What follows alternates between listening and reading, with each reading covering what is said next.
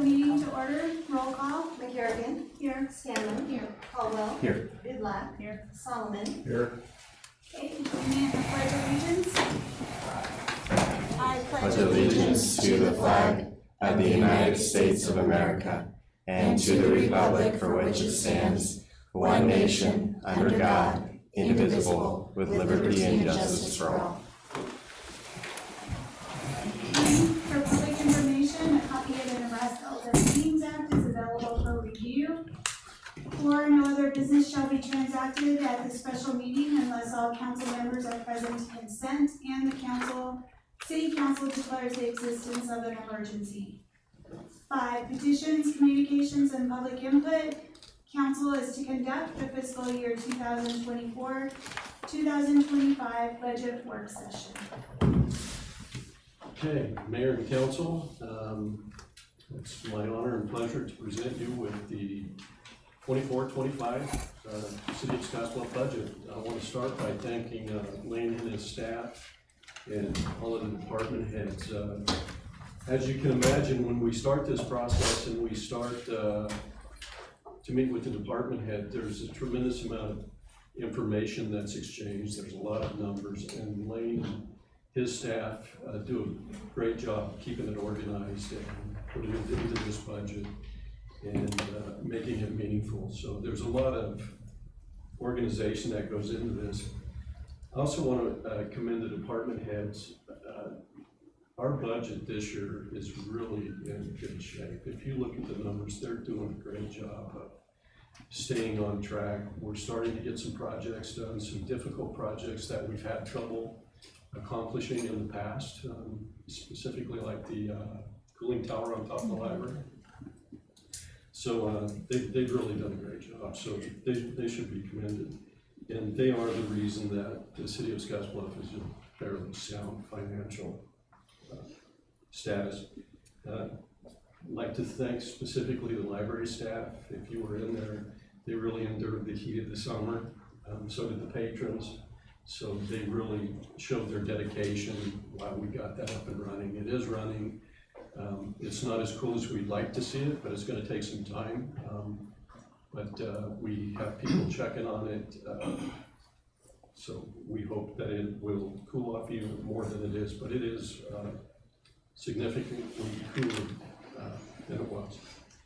And to all the city staff that worked during and after the windstorm, they really came together. We kept our compost facility open on the weekend after that storm on Thursday in June. I have some numbers here. 986 loads of trees and yard waste went into the compost or shortly after that storm. That was 1,494,210 pounds of trees. And that wasn't just City of Scottsbluff trees, that was from the region. So, and while doing that, they took in 1,273,720 pounds of yard waste. So they were busy out there, and I don't think very many people know this, but Gearing sent staff and equipment over and helped us in our cemetery to clear those trees. Okay. And those numbers do not include the cemetery trees. They were stored on Landers soccer field, and they shipped those just the other day and hauled them down to the zoo, or to the Parks Department.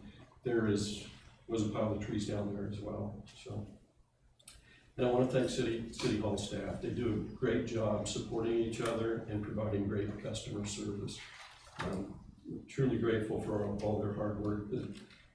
And Kent and Simmons Olson, we lean on Kent and their office a lot. Sometimes I think we're leaning too hard, but we work with them every day. And Dave Schaff and MC Schaff as well. And the City of Scottsbluff has a really good vibe to it right now. There's a lot of development going on in the community. I think everybody's working together. So with that, we can get into the budget, and I'll start by just reviewing, giving a general overview. If I get to rambling and you have a question, just give my attention and we'll keep going. As you know that we have our LB 840 and our 1.5% sales tax.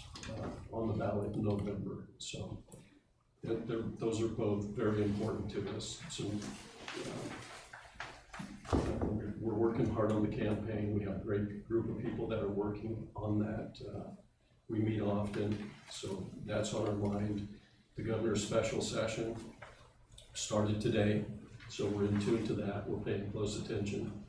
We have concerns about a 0% hard cap on property tax or the CPI. And just to explain a little bit, the CPI is an important number, but just for instance, medical inflation is at 6% right now. There are a lot of other factors to consider besides that. The cost of us doing business, we require on our projects, we require performance bonds and payment bonds, and we just do business different than the general public does. So we're in tune to the special session and working with the league and other city and state officials. So, okay. For fiscal year 2025, our budget is slightly lower than the 2024. For 2025, we're proposing $54,485,332. That's slightly down from 2024, which was $54,775,312. So very conservative. It's 0.5% lower than 24, so slightly lower. For 2023, December 2023, the CPI was 3.4%. Social Security Administration cost of living for 2024 is 3.2%. Proposed cost of living increases for personnel, general non-union employees, 3%. Fire captains, fire lieutenants, and firefighters, 3%. Police union employees, still under negotiation. We think that will close to an agreement, so we think that will be resolved soon. And then the IBEW union, 3%. One thing that I might mention, the Department of Labor raised the minimum salary for exempted employees, so we did have to make some adjustments to personnel. Okay, insurance. Anticipated insurance, health insurance, claims for employees' health insurances. We plugged in a number of 8%. We have one more month to go, and it will get what we'll call the real number. We think it's going to be less than 8%. So we're having a pretty good year as far as health insurance goes. So, okay. But in the projected, that 8% increase is 160,276. The city will take on those increases. The cost of employee wages and benefits citywide, 2025 payroll $9,952,375. Total payroll plus benefits $14,431,705. And that compared to fiscal year 24, the payroll was $10,216,526. Total payroll and benefits was $14,560,309. We're attributing that to some retirements of long-time employees. I don't think I've told everyone this, but Lynn Garden has announced his retirement. He was with the city for 33 years. So we will be appointing an interim person to fill that role. We have we're transitioning, I think, into kind of a younger crew. We have some great department heads doing great things, and I'll talk about them. Any questions about payroll? Okay, learn insurance. An 8.9% increase to property and vehicle insurance. Total cost $501,893. 10% increase to liability insurance, total cost $272,176. 5% increase to workers' comp insurance, total of $287,929. That is a total of $1,061,998. This insurance renewal will be on our August 5th council agenda, the resolution, and we consider a 3-year renewal, and that will give us a 5% discount, so the discount will be $53,100. And so the total for the insurance premium for the year will be $1,008,898. So the increase in the benefit of renewing for 3 years is fairly significant.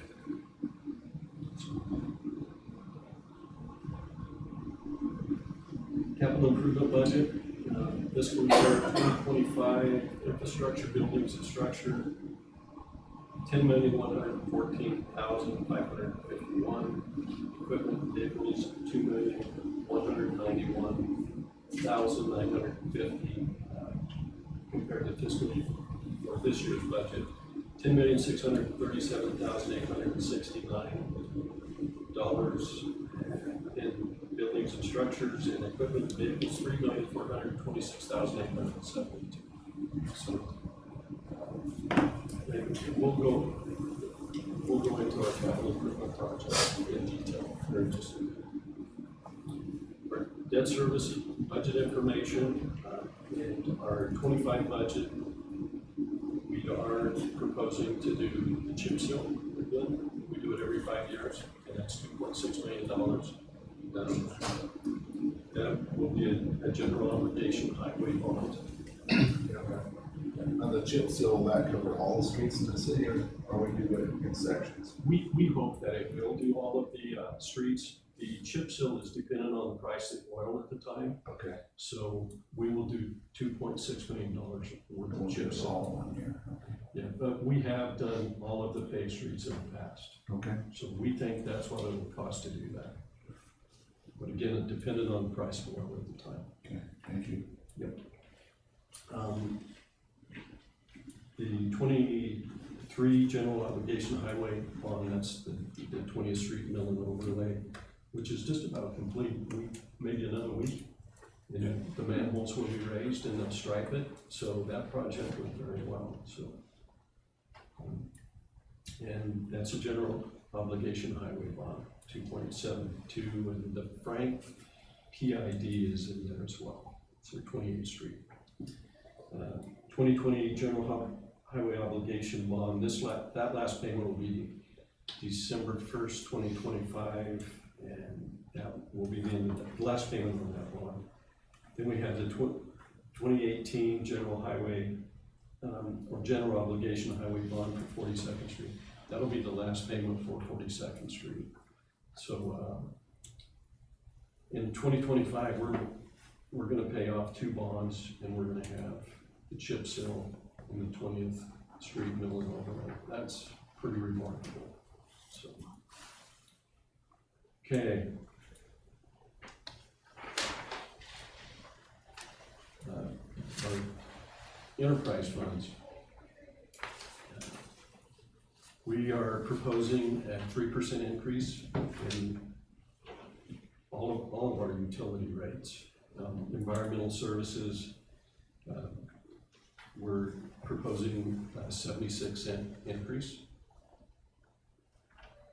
Stormwater surcharge is more than a 3%. It's because it's 25 cents, and 3% of 250 would be a couple cents, so we raised it a quarter. The wastewater, the 3% increase increases it to 62% or 62 cents, and then water is 33 cents for a total of $1.96 on your base bills. So Kevin, on the stormwater, is there a reason it's so much higher? Going up a quarter. Well, I mean that percentage wise. Yes. It's a very minimal fee, it's only $250 right now, so if we raised it 3%, Oh, I it'd be see. a couple I pennies. see. So we just raised it a quarter. Okay, yeah. So, yeah.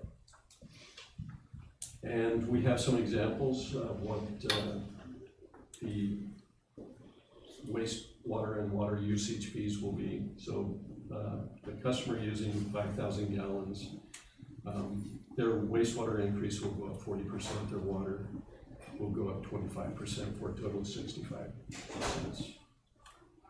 Customer using 10,000 gallons, their usage fee for wastewater will go up 80 cents and water will go up 50 cents. And the wastewater, remember, is we take their water bill in February and see what the water usage is, and that's how we determine the wastewater fee rate. Because we know that they're not watering their lawn, washing cars, things like that. We know that that's the water that's going into our sewer system. So, okay, any questions about that? Okay. Our budgeted tax revenue information, city tax revenues. For 2025, we're projecting the general sales tax will be $6,208,874. Motor vehicle taxes, we're projecting it to trend down just a little bit from last year to $373,080. LBA 40 sales tax will be $1,351,126. Gas tax receipts, $2,185,826. Property tax receipts, we will get those property valuations on or just before August 20th, and that's when we'll know what the valuations are. But it's our plan to ask for the same amount as we did last year. So if you look down in FY24 property tax receipts, $2,230,934. I said that wrong. $2,230,934. That's what we're going to ask for again. So once we get those valuations, if they come in as anticipated, we'll lower our mill levy again for the second year in a row. And I think that's very practical, and I think that shows that we're doing our share to keep property taxes as low as we can. And remember, we have the second lowest mill levy in the state, so we really rely on those sales and use tax revenues. Other tax receipts, $905,000. That's our OG tax, our franchise fees, our revenues that come in for our ballpark lease agreements, all of those types of fees. And then we have the municipal equalization payment that comes to us from the state. And this is a number that they determine and a number that they give us. And it's $178,971. And if you want to compare those rates, we have 24s on there as well. So, okay. And then we have the MPPD lease revenues for 25, $3,486,525, up slightly from last year. So, any questions about the general overview? Okay, everything looks very good. Hey Kevin, just to clarify, so when we do the enterprise funds for like stormwater, sewer and trash, we have enough money in those accounts to pay for new trucks, to pay for maintenance, but we don't have like an excess amount of funds that like other cities live off of or can transfer money to other accounts, correct? There's enough money just to do our job, is that correct? Yes, those are self-supporting, so they generate enough revenues to not only pay staff and the overhead, but also to make improvements. And you'll see that as we go over our capital improvement projects. We're going to propose some improvements to the waste treatment facility that are needed. So as we're collecting those revenues, we're also setting them aside in those enterprise fund accounts to fund those improvements. Remember when we lined 30-inch tube going into the waste treatment facility. We used their funds to do that, and that was about $440,000. So those funds are in pretty good shape. So and we watched them very closely. And if you remember last year, we had NMPP come in and do the study. And that's why our meeting went 2 hours and 45 minutes last year. But they did a very thorough job, and that's where we need to be. And we really believe in making those small incremental increases annually instead of not doing it and then doing a 10% increase in 3 years or so. So we really believe in making those small increases to keep those funds very viable. But they're in real good shape. Have you guys done any like forecasts or anything, should the LD 840 not pass or any of that for 2025? What it would be like if it did not pass. Yeah. If it did not pass, the fund would sustain itself for 10 years. 10 years, okay. 10 years. And that with the sales tax too? No, the sales tax would stop, but the loan payments would still come in from the Okay. existing loans. And so there's a provision in the statute that allows that program to be extended for 10 years if it doesn't pass. Okay. Okay. So if sales tax doesn't pass, then our general fund items, police, fire, parks, rec, admin, everything would be affected. Is that correct? Everything. Okay. Everything. And then what's our It would plan? be fairly devastating. Yeah. We would have to increase property tax tremendously, maybe even cut services, so.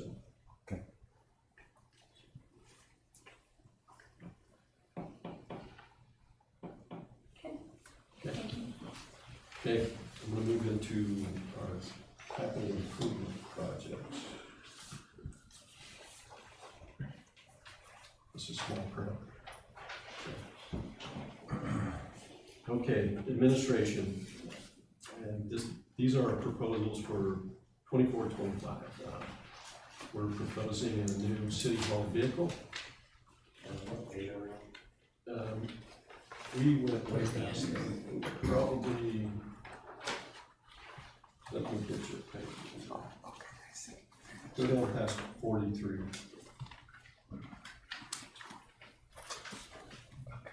No, keep going.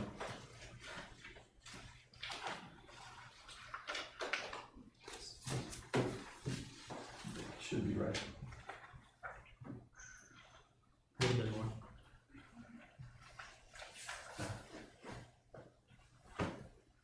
No, one more page.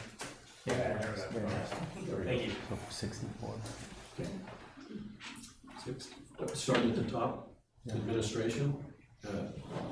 Here's the vehicle for $40,000. We have one vehicle, it's a Chevy Malibu that's fairly old. And the last time that it went out of town, I had to have a mechanic come up and work on it. And Sheree took it to Norfolk and I worried about it for 3 days. And it's a little bit embarrassing. It's been held on and it's done. The Business Improvement District, we have $150,000 plugged in there.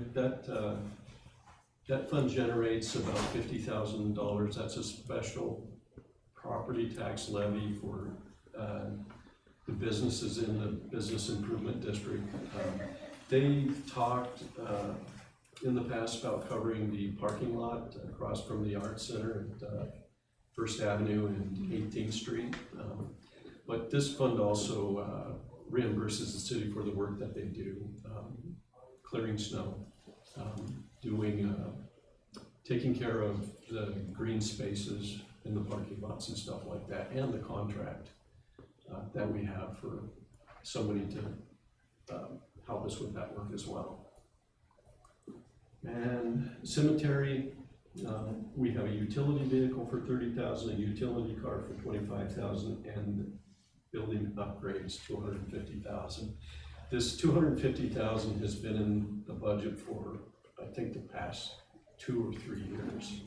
They're in need of a heated building, and we think we can put heat in the existing building that's up there, but they just need to keep things from freezing during the winter. And then we would like to see them with a new office building too. If you've ever been to the cemetery, it's a fairly old building, and it's kind of sterile. It's just not the place that you would want to get one family to go in and make arrangements. So we would like to build them a nicer office space so that they can do that work, and that's comfortable for everybody. So, and we would keep the building that's there and repurpose it. So that's what that money is meant for. Environmental services, the refuse trucks for $542,000, that's a carryover. Those are trucks that are on order right now, but we know we're not gonna get them in this budget cycle, so we're carrying that money over. The transfer station, $2.6 million, MC Shaft is planning, designing, and permitting that right now. I've seen the designs. They're actually getting quite a ways into the process. We hope to start construction the next budget cycle. So we meet with them and discuss that. And we think the transfer station is an important part of our collections. We're working with Gearing to site a new landfill, which is 16 miles north of town. We know that our garbage trucks can't go 16 miles north of town to dump the trash every time they're full, so they'll go to the transfer station, dump the trash there, and then a truck will truck the garbage to the landfill. I anticipate a load a day, or two loads a day in a semi will go up there. We're trying to make it as efficient as we possibly can. They're working on the recycling aspects of that transfer station right now, and even looking at some grants to help support the recycling efforts. So we just started looking at the grant, I think, Monday. So that's the transfer station. They need to replace a maintenance truck. This will be a truck. We purchased one very similar to this for the water department. It's got a utility van on it. It's a truck that their mechanic will utilize during the workday to work on the trucks and repair. They go out and they repair trash cans. They do a lot of work. And the one that they have is very old, so it's time to be replaced. And then the compost facility equipment, it's $140,000. You're going to see this again in another category too. This is for half of a building to store equipment in. Right now, they don't have a building to store their equipment in. So they have that fabric awning where they put the compost. I was gonna ask you real quick on the transfer station. Yep. So, our trucks will go to the transfer station, unload, and then the semis will take it north. Yeah. Do we have to get the semis, or are we gonna contract with someone that'll haul all that? We will purchase them. We'll purchase them. Yeah. Okay. Yeah, we'll purchase, we'll probably start with a semi and a trailer. Okay. And there'll be some other equipment that we'll have to purchase as well, and we're having those conversations right now. Okay, thank you.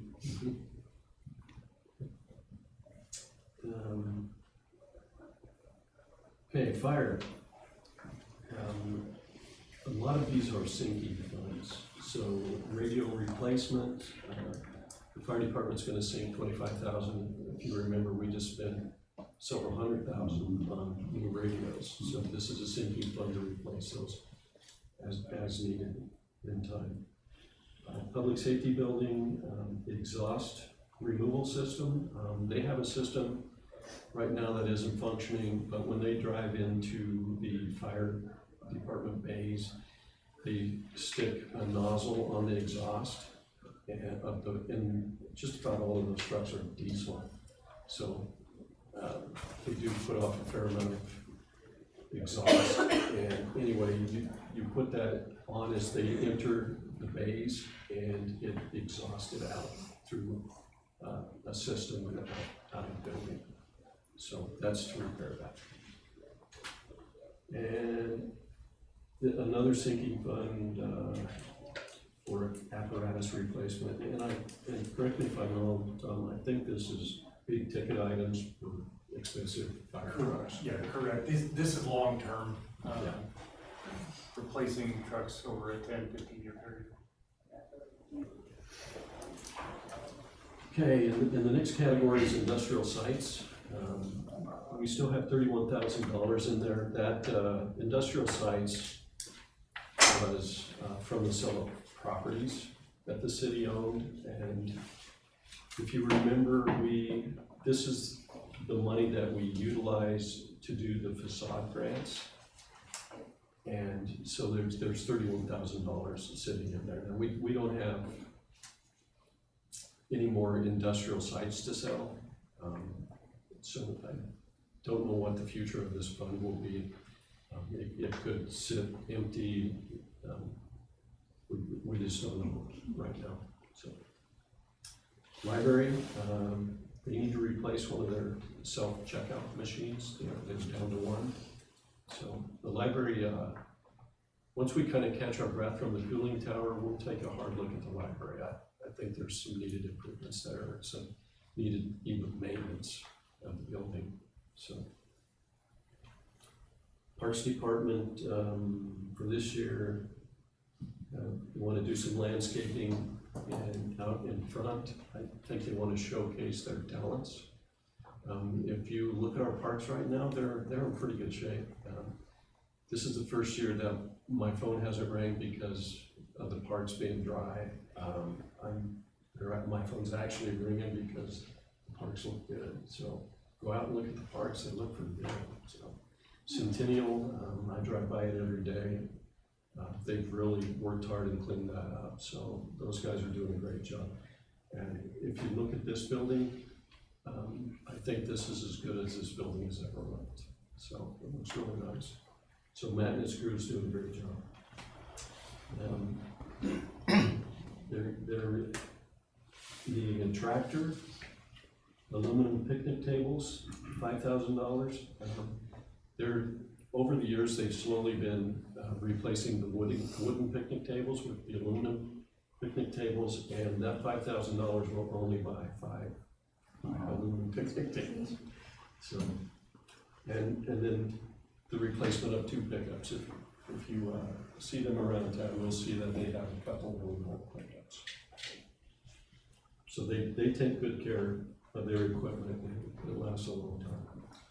Playground equipment, $50,000, and a component utility vehicle for $40,000. Will the playground equipment just go throughout all the parks or one specific park? That'll be spread out through parks and replace equipment as needed. I don't know that it'll be additions to, but it'll be replacement of playground It equipment. can be replacement of vandalized equipment, that type of stuff, enhancements of current equipment as well. Okay. And Lauren will be out soon to inventory our playground equipment, and so, and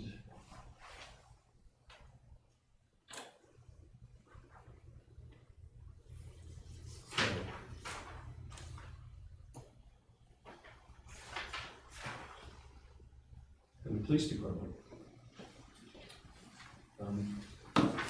Over the years, they've slowly been improving our EOC. They've added technology, and the EOC gets used quite often. CERT trains in our EOC. When the first windstorm of this summer, when the power was out in Gary, everybody came to our EOC because we had power and met in our EOC.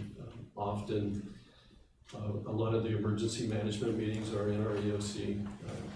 So our EOC has been utilized quite often. So they want to make some technological upgrades. We've never really had a good, robust way to utilize GoToMeeting or Teams meetings, stuff like that. It's always been kind of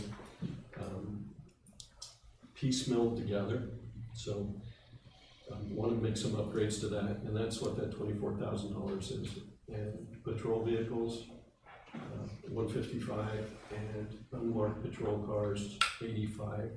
If you look at some of our unmarked patrol cars, there's one of them that I have never seen hail damage so bad. It is just terrible. So we want to replace a couple of the cars, and they're early 2000s. So they're high miles, and so we make sure we get good use out of our vehicles for sure. On the patrol cars, are you guys gonna continue with Ford?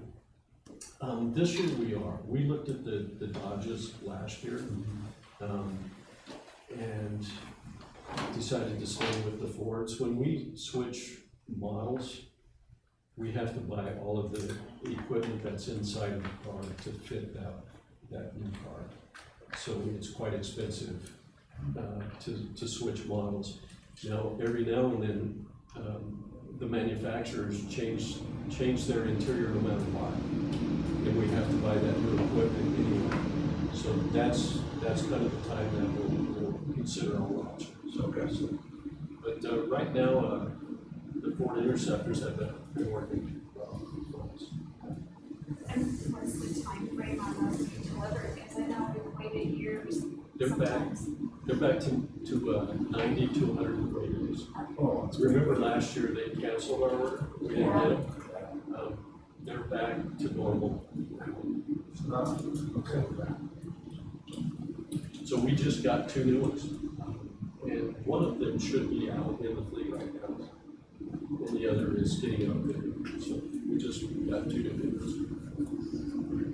And stormwater, $100,000. This pays for the stormwater programs, the educational programs. This also puts or makes money available for the Scottsbluff City Drain. You know, when properties come available that are on the Scottsbluff Drain, we purchase them with hopes that one day that we can open that Scottsbluff Drain. No projected time on when that project's going to be done. It's been ongoing for years. So every now and then we do buy a property over the drain, and we're going to do whatever, we demolish them. And it runs on the south side of town. That's where we're at right now. The Scottsbluff Drain actually runs northwest down through, goes by Platte Valley Bank. Okay. And then kind of straight south that way.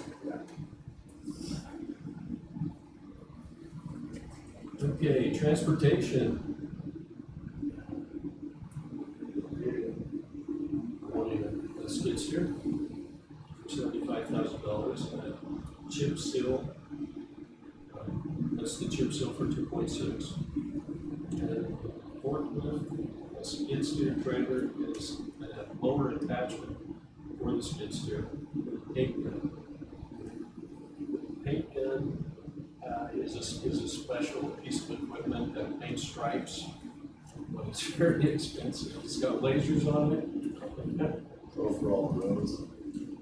For all the roads, striping. Oh. This would be parking lots, magic curves, things like that. The road striper is much more than that. And then a mower for that's 80,000, 90,000. And then a 10-yard dump truck. If you look in the years outline, these are planned and projected projects to replace equipment. So it's well thought out. Water well maintenance program, 50,000, truck replacement, 90,000. The new booster pump installation for 400,000, that's a carryover. Remember, we awarded the bid to Infinity. This is a pump, a water pump by the SWBC building. That's gonna bring a well back online, blend that water, and make the water supply more reliable in that area. So, and we're waiting for the pumps to be delivered. We're still some months out. Water tower painting maintenance, well site communication equipment, and advanced smart metering system. That's maintenance and repairs on our existing equipment. You know, we gather all that data through technology. That's how we read our meters now. It reports to us. So that's we're upkeep on those.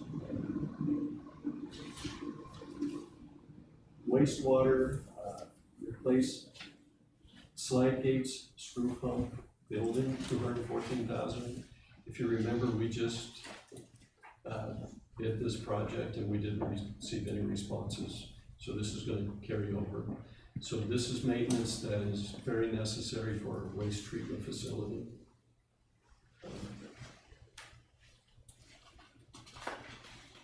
And the sledge pump belt press and the ongoing equipment replacement upgrade, those are all upgrades to the process or to the plant. Truck replacement, $65,000. Compost facility loader and pickup, $230,000. And compost facility equipment installation building, $140,000. So there's the other half of that building. So $280,000 total for them to store their equipment in. And then the ARPA funds, 2.575. We will ensure that we have formal dedication of our ARPA funds by December of this year. We have what I would call preliminary plans for that money. We have spent some of it. You'll see a bid packet for the outfield fence for the Cleveland field on an agenda.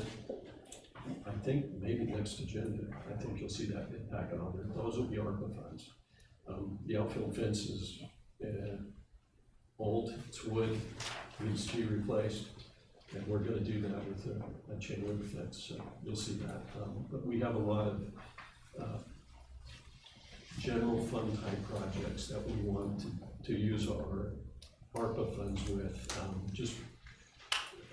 I know I've said this before, I think this is a once in a lifetime opportunity to use ARPA funds and make improvements to our general fund projects like parks. We'll never have this opportunity again. And this is usually where we struggle, making improvements to our parks. We would like to site another park north of Highway 26. Matt is working to apply for a grant to accomplish that. We have some ideas of where that might be, but nothing definite yet. So we would really like to purchase the school district's building and use ARPA funds to accomplish that. We want to be able to create some downtown bathrooms in that building and then a space to support the projects that go on in the plaza and some office space as well. So On the school building, we're looking at purchasing, how many existing bathrooms does it currently have? you know, I don't know that. I'd have to go back to the appraisal and look, but it will require the creation and the remodel of Then we bathrooms. could add some additional. Yes, yeah. And we don't know,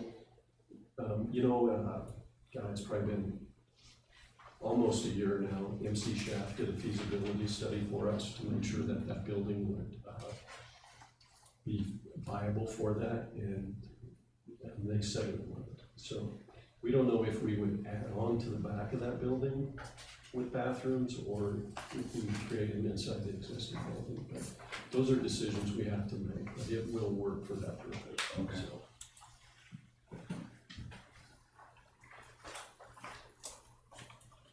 Okay. One page.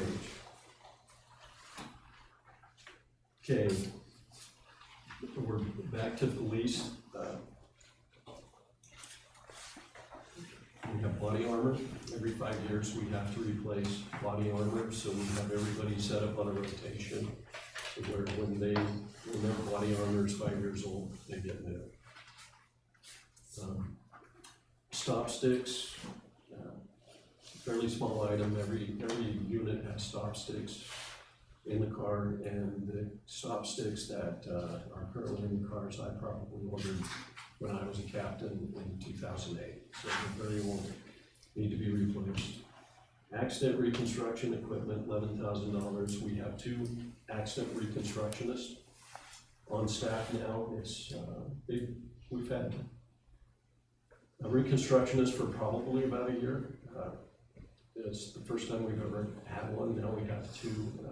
Been very useful in working. Unfortunately, most recently, fatality on Highway 26. So, Will this be the LiDAR system? It'll scan. Oh, it's not. we do have 2 of those systems, one at the State Patrol and one at the Sheriff's Office, and we use theirs. Okay, But that's something that's being talked about at the department. okay. So, SWAT headsets, body cameras seem to be, they break. So, they're not as reliable as you would think they would be. We're very committed to Motorola WatchGuard because we have their server and their in-car videos, and it's all integrated together. So we're kind of committed to them right now. But in the future, we'll take a look at a different system and make sure we have the best body-worn cameras that are available.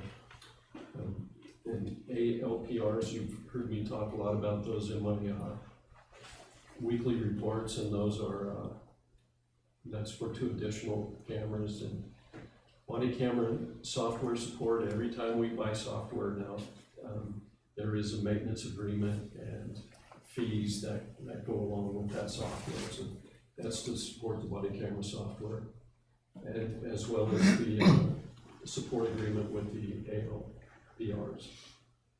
And same with the e-citation and CAT-RMS support. We are all doing e-citations now. So On the license plate readers, how many will that get us up to? 8. 8. Have they been helpful or? Yes. You might have read about it in the paper, but there was a homicide suspect that was in town from North Carolina, and they were hitting LPRs coming across the state. They got off in North Platte, and they hit it in Kearney, and they hit ours coming into town. So, and they've both been arrested. We arrested half, and the other half was arrested in Memphis. So yeah, we get a lot of stolen plates on there. I can send you a report sometime and show you what we're seeing. So very useful. Very good. Fire department, technical rescue equipment, sinking fund, bunker gear, 12,000, battery powered fans, 12,000. SCBA is a 10-year replacement. If you remember, we just did that. I think those tanks can be recertified at 5 years. And They have to be recertified. yeah, and then they Replaced at 15. At 15, they're done. So that's a sinking fund to replace those. And fire hose replacement, which is a routine replacement, and then the computers in the vehicles.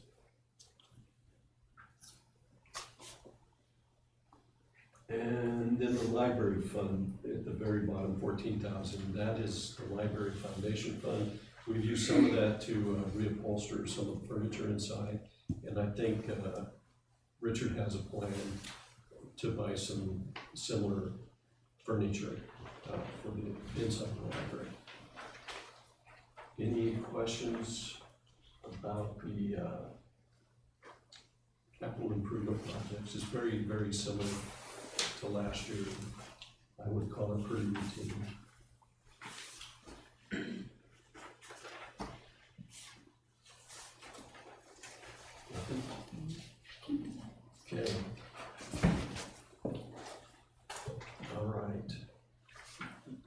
do you want to talk a little bit about the bond for the chip seal, a rated bond versus a non-rated bond? Yeah, so I've had discussions with Scott King, our bond counsel, about rated or non-rated bonds. This would be for the chip seal. And if you look on that letter from Kevin, it kind of explains, we still have the 2020 bond, which was the first chip seal. And that final payment is not until 12/1/25, it's actually fiscal year 26. So this pushes out the first principal payment on that bond until 2026, which would be fiscal year 27.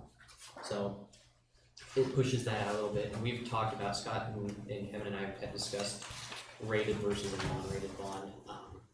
We've typically done non-rated bonds in the interest rate market prior to now. It didn't make sense to go out and get the rating. It costs money to get the rating. And really the only thing it is about an hour-long phone interview with Kevin and I. It's nothing like super intense or crazy, but just in a preliminary discussion, I think we were, was it 8+? Non-rated, was that? I think that's what it was off the top of my head, it was an 8+, which is Yeah. not the highest, but it's pretty close to as high as you can get. And so this is, I always look at worst case scenario, so this is non-rated plus 50 basis points. He sent me just non-rated and rated with the current market. These ones are the ones with plus 50, so this is worst case scenario for a bond. But you can see the rated bond, if you look at page 2 of that, this is the non-rated page right here. This is the page I'm referring to, the one that's up there now, is the $3.114 million in total debt service to pay for the chip seal. Versus if you go down a few more pages until you're on page 2 of the second one. Keep going. Keep going. Keep going. One more. I promise. Okay. So this would be your rated bond too. So that would be like 3.064 versus the. So you're saving. There's a little bit of savings for the little bit of work that it actually entails to do the bond rating.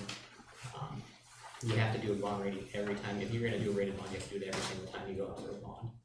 But it's an option we have. It would be, the hour-long phone conversation for Kevin and I is probably worth the $65,000+ that the city would save in interest payments over the long haul. But it's just something we typically have not done in the past, and there just hasn't been a need for it. But with market interest rates at where they're at right now, it just makes sense to kind of to do something like that. But, so those are the differences, and you can see on there too, that first principal payment is not until 12/1/26.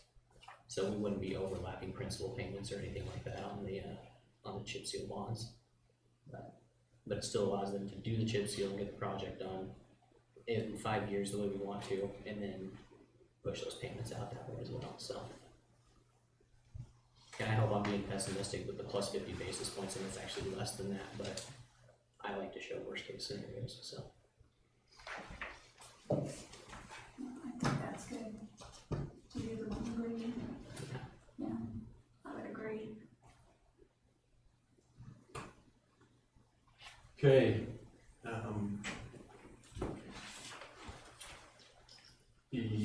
We're still working with Gary on the landfill.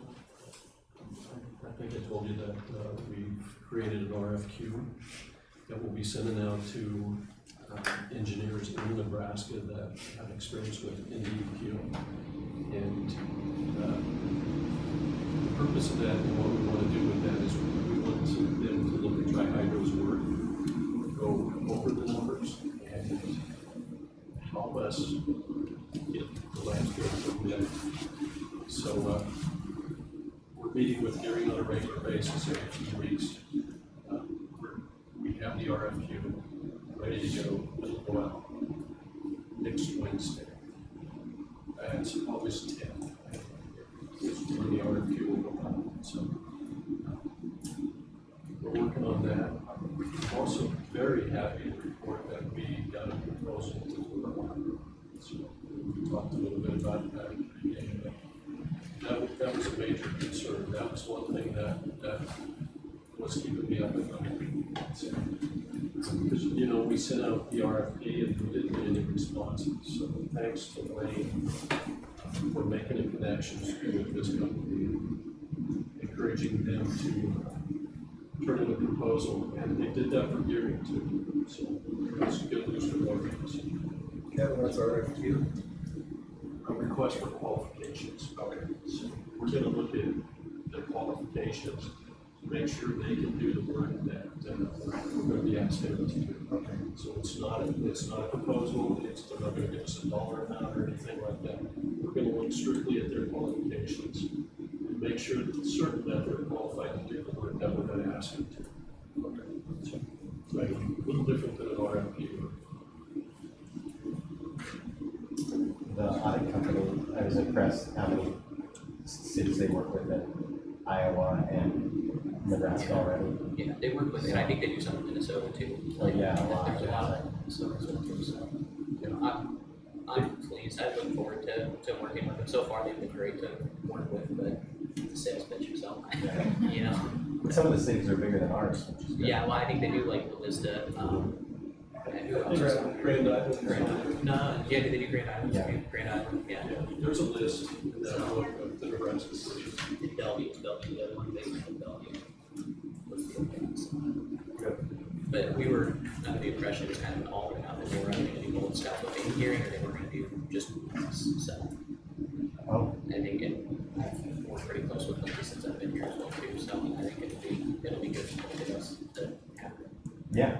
here, so.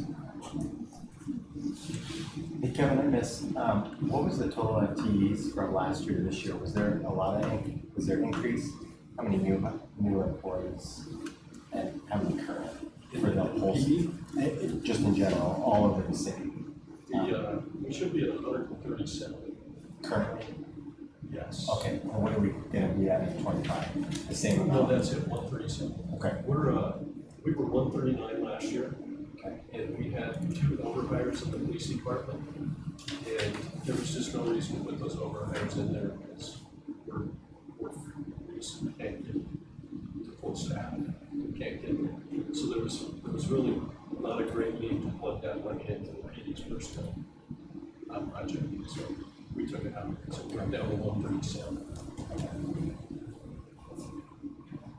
Alright. Anybody else have any questions, comments? I have a quick comment. For the library, when we do their stuff like that, we try to look into a system where they also take cards or Apple Pay, stuff like that. I know right now they only run cash, so when we do look into buying them a new kiosk for payment, right? And we kind of include something to be more in tune with the people. Not everybody has cash on them when they go to the library to get like the services or pay for fees and stuff like that.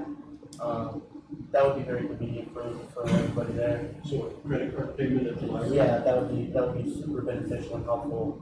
Richard and I have talked about that, we've just been trying to find a system that's gonna work for the library, because a lot of those charges are just so small, you know, They are. $1.50, and then those credit card transactions, I mean, they cost money to run, and so we're trying to find something, I think something similar to what the pool has is probably our best bet, because what the pool's using this year is pretty cost effective. For the most part, it's not costing us a ton of money to operate that system, and with the revenues bring in there, we're not losing money on the credit card system and stuff, we've talked about that with Richard, had that discussion and stuff there. And then second question would be, when you guys decide to go through with the building, buying the administration building from Stockwell there next to the park, would people still have to, and I mean, once you guys think about this more, would we have to go still outside of the gates to go into the building to use it? Or would we try to make an entrance that goes from the park into that building for the citizens to use? We don't know that We yet. don't know yet. We don't know, you know, there might be an opportunity to make that entrance right into the side of the building, Yeah, but there is, I think it's reasonable to think that you may have to go outside of the gate. just to keep the cost low. Yeah, and we're trying to buy it. It's not for sure or done deal at all. But it would be very convenient for the citizens of Scottsbluff, especially for like Dan's on Broadway and just in general, use downtown to have that accessibility there. We agree. We do not think porta potties are the answer to the plaza. So, Quick question, the HVAC kicked on right about the time you said something that keeps you up at night, I can't remember, or I didn't hear it. it's resolved, it was the audit. Oh, okay. You know, yeah, we didn't know, you know, as soon as we get done with this budget, which Lane has to have it in by September 30th. It's just a month or two and we start the audit. And we're gonna be working with a new group, and we're happy that we're gonna be working with a group. We were really worried that we weren't gonna have a proposal, wondering how we were gonna handle that, so yeah, so that's a great accomplishment, and Lane gets the credit. Probably. Thanks. Anyone else? I just want to say that I think you did a really nice job and it was very thorough and I read through it and I think you did a great job explaining, so I appreciate that. Thank you, appreciate it. Everybody worked really hard. If you sat in on some of the meetings, there is a lot of information that's being exchanged. And Yeah, well, it's a lot of work for the department heads, but it's a good learning experience for them. yeah, When you get in somewhere, because they understand what it costs. yes, And how are we gonna generate the revenues to pay for that, so, yeah. Everybody has been just an excellent steward of taxpayer money. yeah, And that's most the important. numbers support that too. I mean, that's easy to defend. The second lowest mill levy in the state is That's awesome. quite an accomplishment, you know, and there's a lot of development going on in town. You got the Reganis dealership going up, you got the 3 retailers, and they are working on the other 2 stores right now. Coming in, and there's a lot of projects going on, Platte Valley Bank, I think the residency is gonna have some projects. SWBC building, there's gonna be remodeling going on up there, it's probably why we have trouble getting contractors Yeah, to do our I'm sure. work at home, and the Triple Peaks project. I know they're doing some fundraising and trying to get that going, so that's why I say the city of Scottsbluff's got a really good vibe. Arby's, Dunkin' Donuts, Buffalo Wild Wings goes, and so yeah. Great. I had one question, real quick, on the software for like the permits and stuff. Yes. Are we still working towards, if you're a new resident, you have to come in and register and pay for the city, or are we gonna get that to be online sooner than later? Taylor? New resident stuff is all through the utility billing side of it, so they have to come in, we have to have signatures for transfer services anyways, so. Okay. So that, Not yet, we can talk about that in the future, but. okay, I was just curious. And then how's the rest of that software working out, and is there any more enhancements gonna go on this year? The software's working out well. We've done like 1,000 permits since it launched, so it's pretty incredible. We can generate reports from that software and get you some data to look at. It's worked out very well. Contractors are liking it, and there's folks that have to I get. don't know how many permits have they done in a day, Zach, like roofs? Oh, you know, after that last hailstorm, they were doing 120 permits a day. 20 permits a day, So, yeah. Okay, great. yeah, very efficient. And Jordan, you're sitting across from the biggest software skeptic possible. I am very skeptical of software and software salesmen, so I think Taylor and Zach and everybody has done a good job in vetting these software vendors and getting good software for us. So yeah, it's just kind of hard to take the cost sometimes. Well, and the service contracts are You know, horrible. and they've done a nice job on our website too. They refreshed our Yes. website, and Zach and Sheree and Taylor and Good job. everybody. So Looks nice. it's getting better all the time. You know, so everybody's working hard and pulling in the same direction. So it's kind of exciting times. Just a quick note, I've heard from some downtown retailers that they have interest in another facade improvement program, if that were to become possible in the near future, Yeah, just so you're aware. yeah. I've heard that as well too. You know, when we did those enterprise funds, and I might need you to weigh in on this, Ken. Those enterprise funds were from the sale of property, and outside of the restrictions on the tax revenues. So we could take that money and make that available for facades where we can't take tax revenues and make it available. So that was kind of a special circumstance. Now, there might be some answers out there. I have it on my calendar to get with Brian Venable at PAD and inquire about some CDBG money. I don't think we're taking advantage of those funds. You know, we had $732,000 in CDBG funds for improvements, and we spent just a small portion of that. So we need to take a look again at those funds and see what we can do with them, and see if we can get back to apply for them and administer those funds once again. But I think that's important. I think that's the way that we can help with sidewalks to qualifying people, some remodels, maybe some energy efficient improvements, windows, siding, things like that. But we'll be looking into that to see. Would funds of that type also be able to be used for the purchase of maybe like commercial Christmas decor for the downtown corridor? I think we can do that. I think we have money to do that. Outside of that, I think that would be a pretty good ARPA fund project. So we just need to figure out what those decorations would be. You know, I like color. Not everybody likes color. They like clear light. So we probably have to, maybe the business improvement district or somebody could weigh in on that and help us through that process. But we would like to do that. We replaced the Christmas tree at the plaza. So we might buy a Christmas tree and stand it up. That one's fairly small.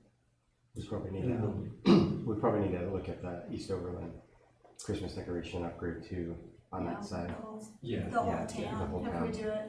Yeah. Speaking of that, the comprehensive plan, you know, we'll get a calendar. I think that's probably gonna be, the next thing is organizing a calendar and starting to meet with them virtually, but that will be a big project for us. It's gonna keep us very busy. We also have the Safe Streets for All grant.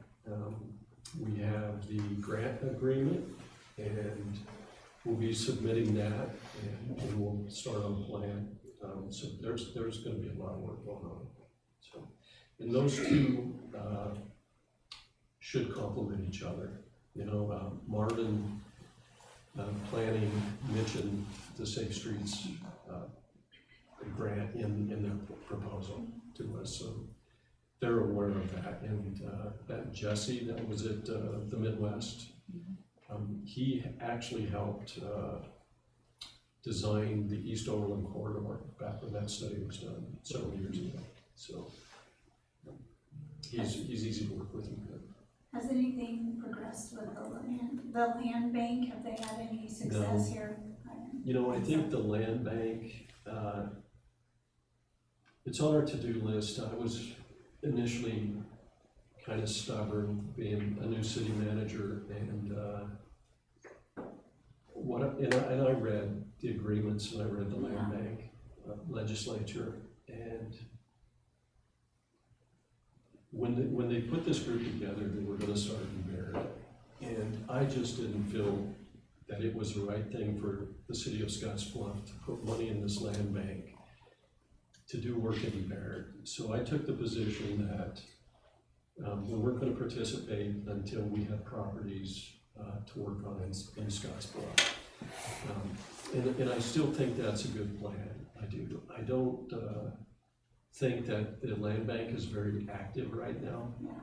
But I do think that it could be useful for us here, so. You know, time will tell. You know, there's been some developers in town that are looking at some of the properties that we would probably consider in the land bank, so it'd be nice if this went through the private sector and not the government, so. Do we still have trees available if people come in and they want to be reimbursed for their trees? Do we put that in the budget this year? Yes, Okay. that's in the budget, yeah. Okay. Probably need to get that out to folks. Yeah, Just in case. Yeah, especially now. We did lose, since they did an inventory on the cemetery trees, since 2016, we're 50 trees down. Wow. And we are working with NRD, Chrissy Land, to do an inventory of our trees and plan for the replacement of those. Now, 16 of those 50 are still standing in the cemetery, but they're gonna have to come down. They're not gonna make it after the windstorm. So they'll be doing all of that work, and then we'll start replacing trees. So I would envision in 25, 26, there will be money in the budget to replace a significant amount of trees. And we'll replace a fair amount this next budget cycle too. So. Would we be fixing that fence? You know, some of those trees fell over and broke the fence. Okay. Cemetery? Yeah. Yeah. They fell in the alley. Yeah. We had the same thing at Westmore Pool Tennis Point. Yeah. And it kind of inspired us to take a hard look at that and maybe consider putting that park right there. I don't know if you guys know this, but that tennis court isn't regulation size. It's either too narrow or too short. I don't know which, but it's not tennis court size. So we think that would be a great place for something like that. And we have other plans similar to that we're trying to get to. This December, when you guys restart negotiations with the zoo, so this December. Yeah, and the zoo agreement ends September 30, 2025. So I plan to start those conversations with the council January, February. That's something that's we're gonna have to pay a lot of attention to now. I did meet with Kathy, the director. I went through yesterday. I think they're gonna be on the August 5th budget to come in and ask for either some community programming fund or other funds. What was the projected Keno funds for next year? Do we have a projection? About 65,000 annually. We got about 260,000 in that fund right now. Is They it have to pretty be used. consistent each year, how much we have to work with? Do they have to be used for a specific purpose or can they go? Our applications, our They have, there's regulations. is it like a first come, first served thing for funds applications? I would say that our Keno funds are kind of in transition. I want to do something where they come in and we have a process that they can apply for those funds. I took a look at Gary's process, and they have a Keno committee, and I don't know that we want to do that. I think they can fill out those forms and come before you. And you guys can decide. Traditionally, it's been used for parks. In Scotts Bluff, they haven't had a committee that would distribute out to the public. The library Christmas book. Christmas lights, parks, community betterment. It could be the Balloon Fest, could be the Monument Marathon. Although, speaking of which, we're gonna maintain our fund to help out with advertising stuff for those big events. That's the community programming is in there. But we have to have our own reporting master for that. That's part of that. Yeah. All right, any other questions, comments? Thanks for all your work. Thank you. Yes. Thanks. Do you have a motion to adjourn? So moved. Do you have a second? Motion by Scanlon, second by Solomon. Call the roll, please. Caldwell. Yes. Solomon. Yes. Vidlac. Yes. Scanlon. Yes. Hilaria. Yes.